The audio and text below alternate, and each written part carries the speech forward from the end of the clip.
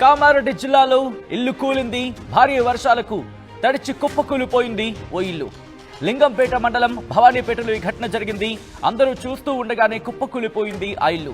ఇంట్లో ఎవరూ లేకపోవడంతో పెను ప్రమాదం తప్పింది. ఇన్ఫాక్ట్ ప్రాణ నష్టం తప్పిందనే చెప్పుకోవాలి.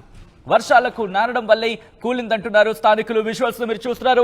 అదుగో ఒక్కసారి మీరు చూడొచ్చు. ముందు పగుళ్ళు వచ్చాయి. ఆ పగుళ్ల తర్వాత గ్రౌండ్ ఫ్లోర్ కుప్పకూలిపోయింది. ఆ తర్వాత పై ఫ్లోర్ మొత్తం కిందకు పడిపోయింది. దీంతో ప్రమాదం తప్పింది. ఇన్ఫాక్ట్ అది కాస్త గ్యాప్ ఉంది పక్క ఇంటికి, లేకపోతే ఆ పక్కింటి మీద కూడా ఆ ఇంపాక్ట్ పడేది. ముందుగా పగుళ్లతో మొదలైంది.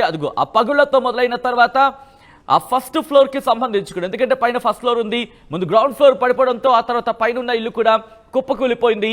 ఆ ఇటుక వరుసలన్నీ కూడా కుప్పకూలిపోయిన విజువల్స్ మీరు చూస్తున్నారు. అయితే అటుగా వెళుతున్న వాళ్ళు ఒక్కసారిగా షాక్ గురయ్యారు. ఆ ఇంటిలో ఎవరూ లేకపోవడంతో పెను ప్రమాదం తప్పింది, ప్రాణ నష్టం తప్పింది.